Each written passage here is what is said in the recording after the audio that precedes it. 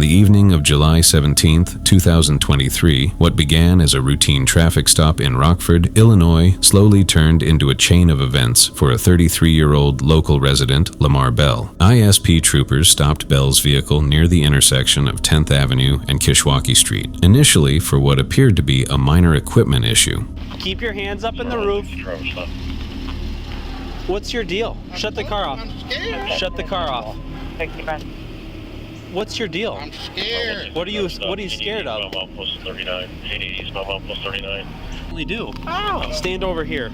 I don't have nothing on me, man. Okay, I don't trust you. But I'm saying I don't have nothing on me. I don't trust you. What's that, money? That's money, yeah. I don't have shit on me. Okay, people lying to the cops all the time. Separate your feet. What are we moving around in the car so much for? I'm scared, man. I'm scared. The police. I'm scared. Okay, well the last thing you do is start reaching around the inside of a car. I'm scared. Just about But I'm scared because I got tents, man. I'm scared. That's why I pulled you over. I got tents on my car. I'm Probable scared. cause. Yeah. Yeah? Well, if you're scared, take them off. on your car. As the stop continued and officers searched the vehicle, they began to find clear plastic baggies containing a white powdery substance. Some were hidden inside toilet paper rolls, others tucked throughout the car, and the amount quickly made it clear that this was not a small personal stash. What are you? Huh? Okay, you got anything in your car? No guns, no nothing. Man. Nothing at all? Nothing. Okay, what were you reaching back in the back seat for? Because I got stuff that I bought, tissue and all that stuff. And So you needed a tissue when I told you to get out of the car? I got all that stuff, like tissue And what? I finished showing. I don't need you to show me. Like I'll be buying. You missed one of the pieces of tissue on your seat, which is not tissue. What is? Come on over here. Hey man, it is what it is, man. Yeah, it is what it is. We'll see. You'll have an opportunity to help yourself out, but we'll see if we want to do that. Flip around. If you even can. Oops, sorry. It's in there. He was definitely trying to get away, but... Oh, there's the rest of it. And the toilet paper, well, more of it. I think. Does that look like a bunch of little individual bags of like crack? Oh yeah. Okay. At that moment, faced with the discovery and the consequences that would follow, Bell started acting weird in the patrol car. Before the traffic stop, he swallowed several of the baggies in an attempt to destroy the evidence. It is something some people do out of panic, but it is one of the most dangerous choices possible, because once those packages break open inside the body, the drug enters the bloodstream all at once. Insurance is These handcuffs, well expired. These handcuffs, You guys need the door? these handcuffs too tight. If you don't know what I'm talking about... Yes, we can talk about it. We can talk about it. What's up? Okay, what is that substance? Okay. How much of it did you consume while I was trying to stop you? Charles 11, 2597. No. Because all those little baggies are wet and they have residue in them, but they're empty. Right. So did you try to eat them? Why would I eat some coke? Eat. To get rid of it, to destroy evidence. Okay, so you didn't do that, they were just wet on their own? No. Okay. It seems like you've got something going on right now, because you were not like this a little bit ago. Chilling. Is that all it is cocaine to your knowledge? Yes. Cocaine, that's it. Okay. These handcuffs hurt. How much was in there? What you mean, like 3 bags? I just bought. You just bought? Yeah. Okay. So it's yours? I just bought them. Okay. Who'd you buy them from? John. John Yep. Smith? No, John Dave. Yeah, I don't know his last name. I just know him by Smith. You just know him by Smith? Yes. Okay. How old is John? Shit, I don't know. Is he a white guy, black guy? Call the ambulance. Call the ambulance, man. For what? Call the ambulance. For what? Call the ambulance, man. What do you need a name? Call the ambulance, please. He became restless and agitated, kicked at the doors, complained about chest pain, and said he was having heart trouble. At one point, he asked for an ambulance, then briefly tried to downplay it, saying he was just playing, before his condition continued to worsen. What do you need it for? We have to give him a reason. Ambulance. I swallowed some cocaine and they're not calling an ambulance. Call the ambulance, man. Okay, relax. Call the ambulance. Hey, call the ambulance, please. Call the ambulance. Why do you need an Hey, ambulance? I saw this cocaine a lot. Okay. Call the ambulance. No, I'm just playing.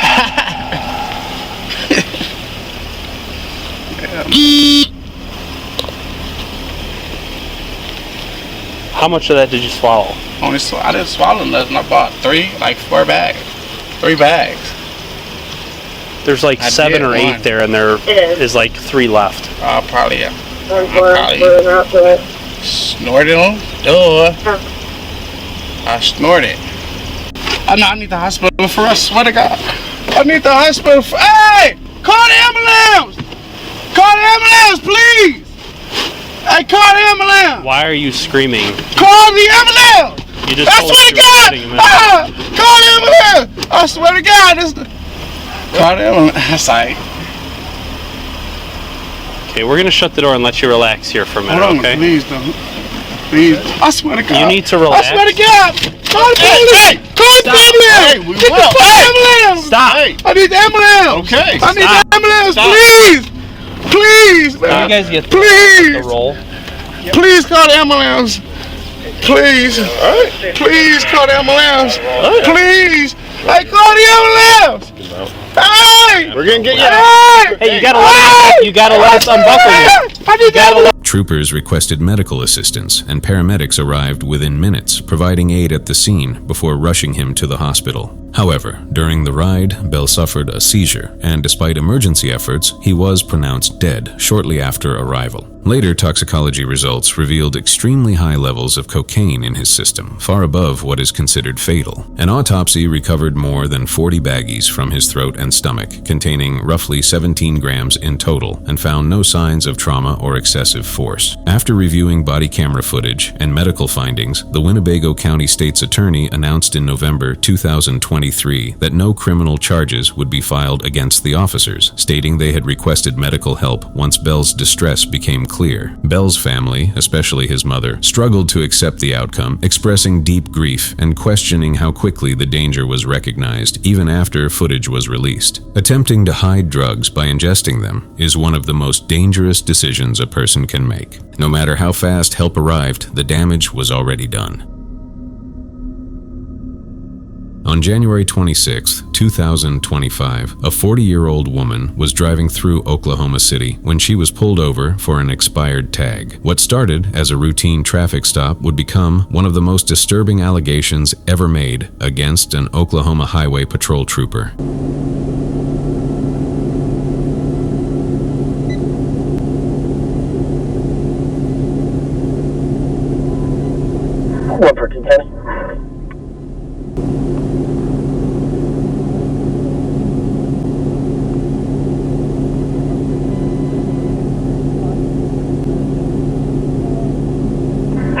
On this roll.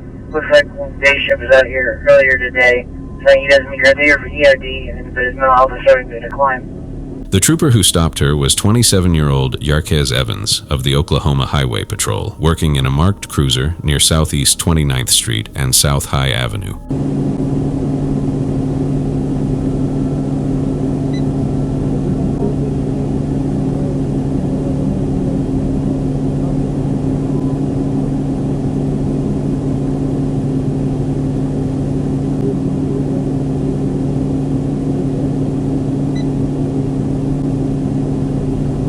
The information we are getting on this is secondhand info. The mail came out to BP to give it this information last year in the middle of the street.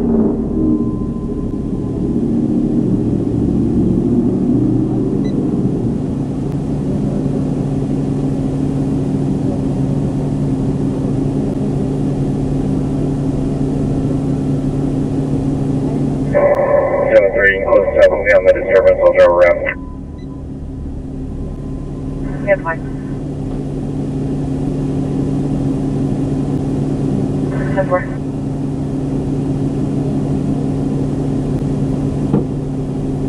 Disturbance will be zero.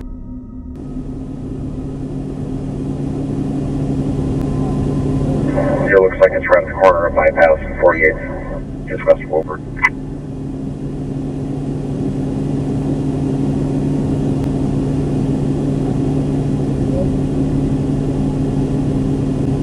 I think it's probably 4901 south by.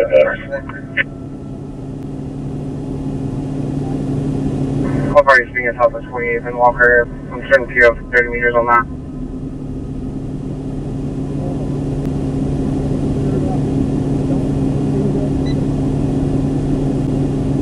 Yeah, 40 is Walker for Walker.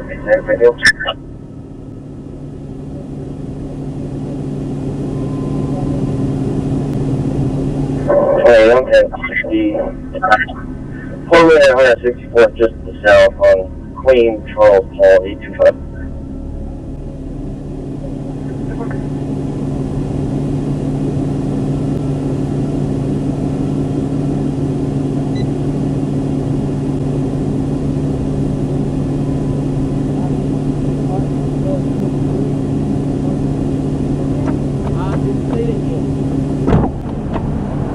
Ready to take a seat.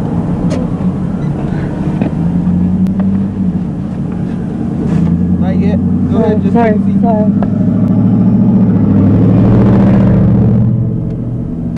Alright, make sure you put your hands up here so I can see them while Yes, sir.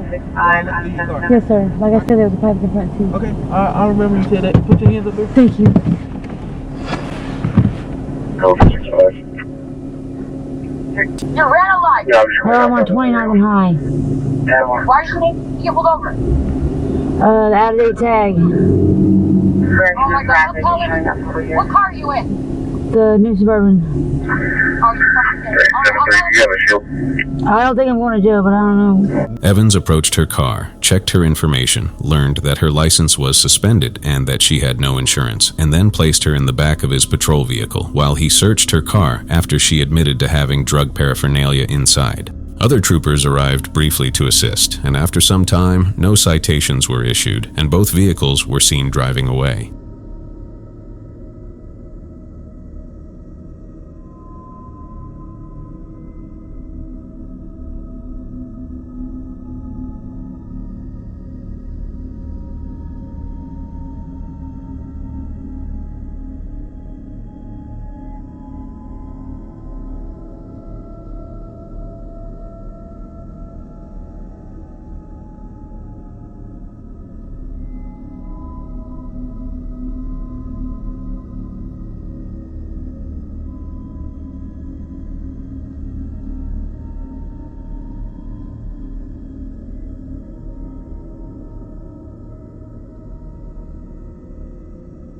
But, according to the woman, the stop did not actually end there. She later told investigators that Evans instructed her to either follow him down the street or go to jail, leaving her feeling she had no real choice but to comply. During that time, there is no audio recorded, his body microphone was turned off, and part of the in-car camera system was reportedly inactive, leaving a gap where nothing can be clearly seen or heard. Prosecutors allege that during those 12 minutes, Evans entered the woman's vehicle and sexually assaulted her. However, forensic testing was conducted, and results from the Oklahoma State Bureau of Investigation later identified a semen stain on Evans's uniform pants, containing a mixed DNA profile consistent with both Evans and the woman. Around April 2025, Evans was arrested on complaints of first-degree rape and forcible oral sodomy. He was placed on administrative leave immediately and later terminated from the Oklahoma Highway Patrol. In late December 2025 and early January 2026, the agency released more than 2 hours of dashcam footage to the public, stating that the decision was made in the interest of transparency. While the footage does not show the alleged assault itself, it documents the initial traffic stop, the absence of citations despite multiple violations, and the unexplained stop in a secluded location where recording equipment was not fully active. As of January 13, 2026, the case remains active in Oklahoma County District Court. A preliminary hearing conference is scheduled for early 2026, and Evans is expected to appear in court in early February. No trial date has been set, and under the law, he is presumed innocent unless proven guilty. It was significant that dashcam footage existed at all, and that the woman reported the incident quickly, allowing investigators to collect forensic evidence.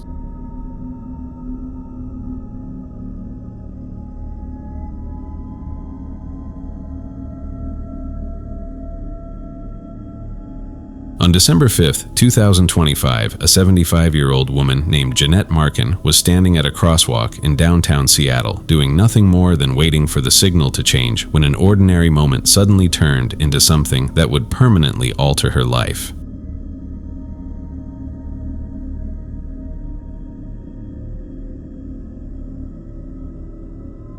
That morning, Markin was focused on crossing the street, unaware that just a few steps behind her was 42-year-old Fail Vigalepa P., a man already known to police in the area for repeated and unprovoked assaults on strangers. Markin was just standing at the crosswalk, facing forward, minding her own business, where this happened.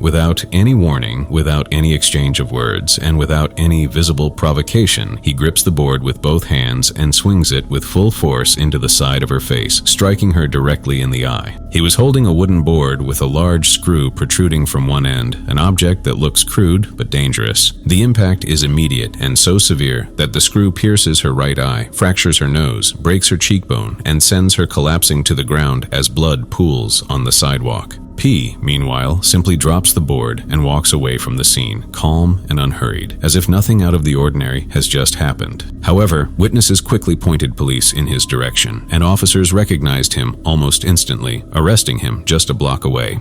How's the victim down there? How is she? Yeah, so I heard. She's bleeding heavily from the head. They're gonna get her to the hospital. She's covered in blood. Okay. She has very serious head injury. Do you have the suspect's ID? Yeah, suspect's ID. He's being searched right now. Yeah. You know him?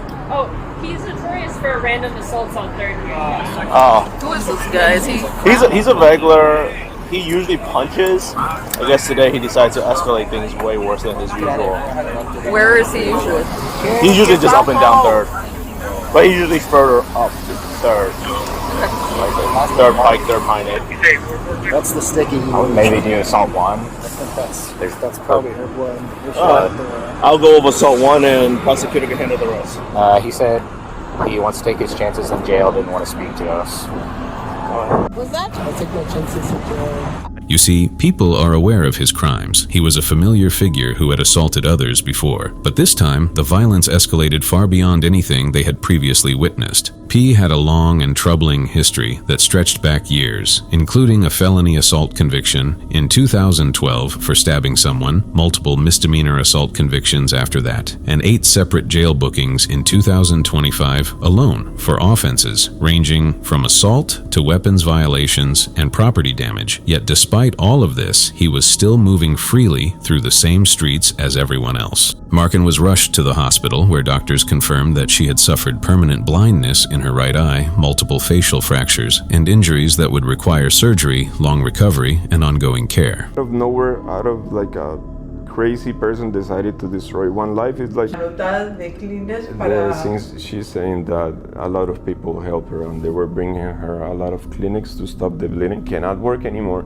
She cannot even drive a car anymore. It's like they took that away from her. So like what the is this? Like, sorry for the cuss word, but yeah, nobody deserves this. We love her, and that I'll do anything to see her smile again. I just want her to be happy again and be normal. As of January 5th, 2026, she is still recovering, dealing not only with physical pain and medical procedures, but also with the emotional toll of losing independence and the sense of safety she once had. Her family says she remains strong and deeply appreciative of the support she has received through a crowdfunding campaign. P was charged with first-degree assault with a deadly weapon enhancement, held on $1 million bail, ruled competent to stand trial on December 29th, pleaded not guilty, and is now awaiting a trial scheduled for early 2026. What's disturbing is how someone with such a long and visible pattern of violence was able to continue roaming around without stronger intervention. This raises serious questions about public safety and accountability, especially in areas where elderly people, children, and crowds gather. While prosecutors have said they can only pursue charges that existing evidence supports, Markin's son and many members of the public have openly questioned whether repeated warning signs were overlooked for far too long. On January 1st, 2026, hundreds of young people packed into Le Constellation, a basement bar in the Swiss ski resort town of Crayons, Montana, to celebrate the start of the new year, never imagining that the night would end as one of the darkest tragedies the country had seen in decades. Just after the countdown, staff followed a familiar tradition seen in clubs around the world, carrying champagne bottles through the crowd with sparklers burning on top, filling the room with light and excitement as people cheered and raised their phones to record the moment. For a few seconds, everything felt normal until it wasn't.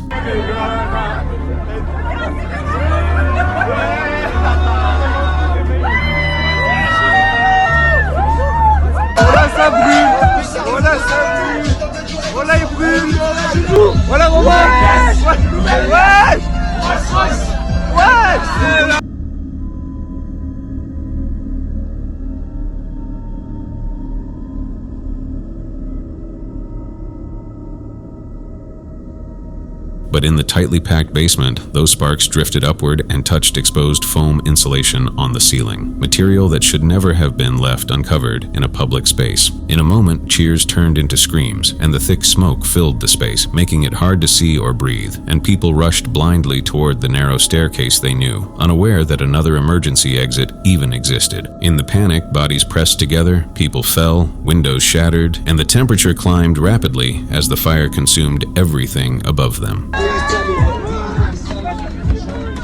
Wesh, wesh, wesh, wesh, wesh, wesh, wesh, wesh, wesh, wesh. Oh la dinguerie. Oh gros, bouge, bouge, bouge.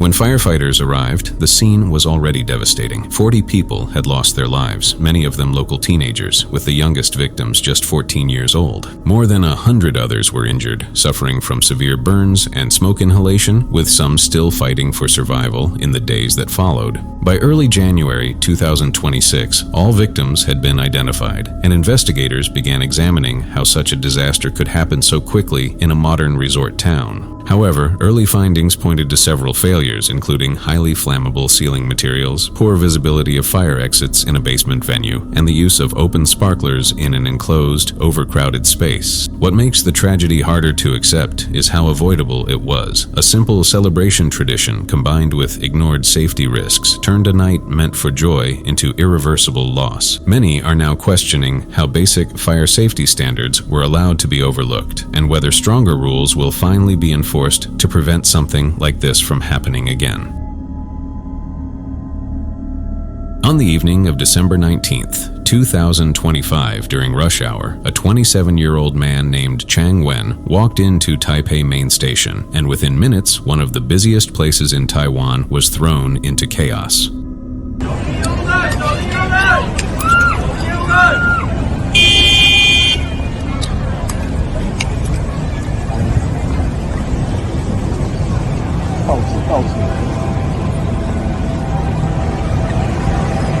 Chang Wen did not arrive in a hurry, and he did not look panicked. Dressed in black, body armor, and a cap, he pulled a suitcase through the underground concourse near the M7 and M8 exits, blending into the crowd like anyone else passing through after work, where this happened.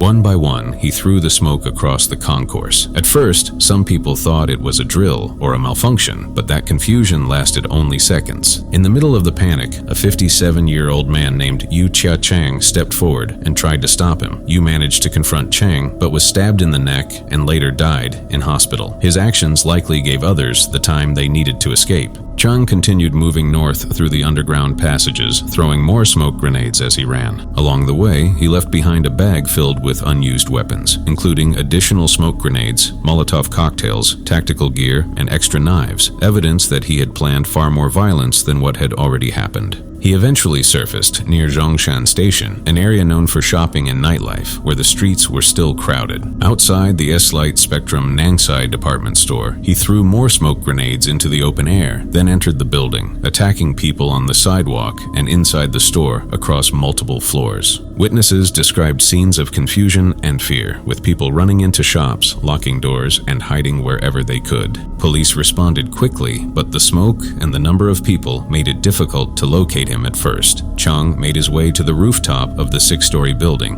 When officers finally cornered him, he jumped from the roof, dying on impact, choosing not to be taken alive. By the end of the attack, 3 people had lost their lives, including Yuchia Chang, and 11 others were injured. Chang had acted alone. Investigators found no political motive or manifesto, only a deeply troubled man with a criminal record, no job, and a history of isolation who had searched online for phrases related to random killings. Police later confirmed that he had been preparing for more than a year, buying weapons, scouting locations, and even setting small fires earlier that day to destroy evidence. He had emptied his bank account and destroyed his laptop, clear signs that he never expected to survive. What makes incidents like this especially disturbing is how difficult they are to predict.